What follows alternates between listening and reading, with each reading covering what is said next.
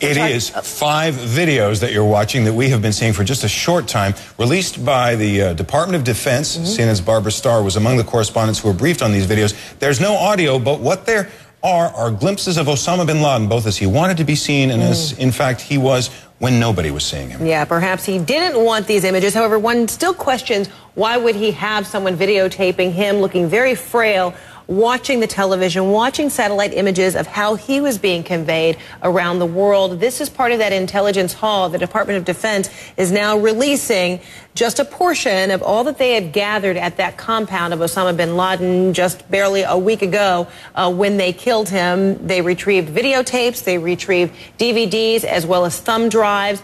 And today, there was a Pentagon briefing, invited about 50 journalists. Our Pentagon correspondent, Barbara Starr, was among them to hear about the significance of this intelligence and why they decided to reveal these videos, no audio, just images only. And if you're just joining us, or even if you've seen these images before, because I've seen them a number of times, and we are still watching them with fascination, these are images taken inside the compound in Abbottabad, the compound that was raided a week ago. That's Osama bin Laden wearing what appears to be a knit cap, basically channel surfing from his remote hideout in Pakistan. Mostly, it would seem, from what the images reveal, looking at pictures of himself. Well, the CIA, the Defense Department has experts and analysts poring over this video right now. We have Peter Bergen, our own national security analyst, joining us. Peter, what do you make of these images?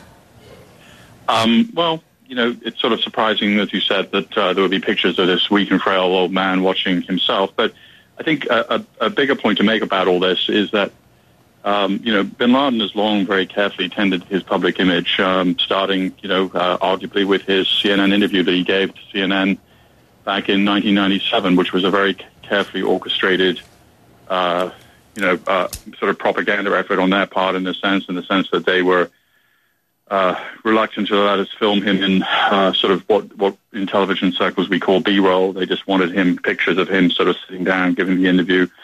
They wanted to control the interview in that sense, and of course, not much you can do about that when you're surrounded by a group of heavily armed men.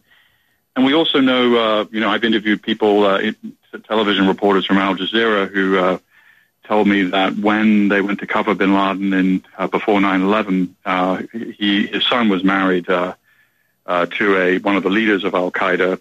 One of the leaders of Al Qaeda's daughters was married to one of bin Laden's sons, and Al Jazeera filmed it. And bin Laden claimed a poem, and he asked to see the images of him declaiming the poem to the Al Jazeera correspondent, and then asked if the whole thing could be reshot. So this is a guy who carefully tended his public image. He said to Mullah Omar, the leader of the Taliban, 90% of my battle is conducted in the media.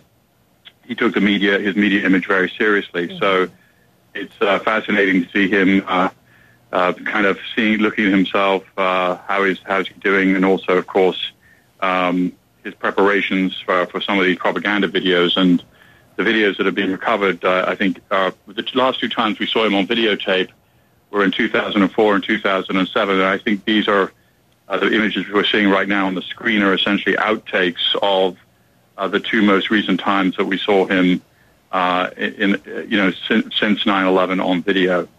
And one, we understand from our Barbara Starr, just may have been taken as early as last fall because there was a message that intelligence officials believe was targeting the U.S., but of course intelligence officials won't reveal what that message is. So at least one of those images that we're seeing just might be as recent as the fall. You know, on your point, Peter, when you talk about this is a man obsessed with his image, and while he was obsessed enough to watch himself being broadcast around the world, isn't it striking, isn't it perplexing why he would have an image like this, why someone would be videotaping him as frail, as disheveled as he looks there, channel surfing, as John put it?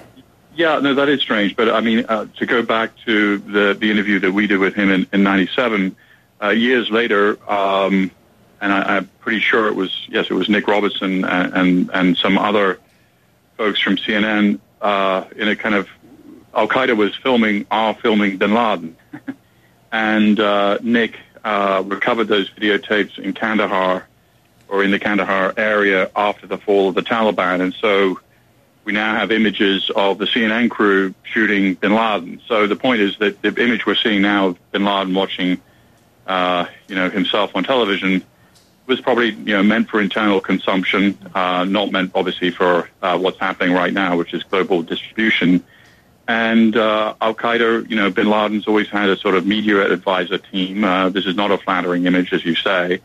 But there have been people documenting him. The people in Al-Qaeda see him as a world historical figure. And it's kind of ironic, by the way. We were expecting an Osama bin Laden propaganda videotape in this time period because, of course, he would have prepared one knowing that he was going to die at some point.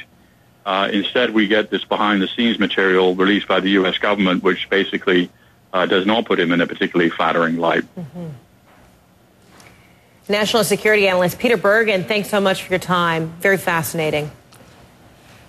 A strange behind-the-scene glimpse of Osama bin Laden, dead 7 days ago after that U.S. raid, but now living on in the documents, in the DVDs, and in the intelligence that he left behind, and in these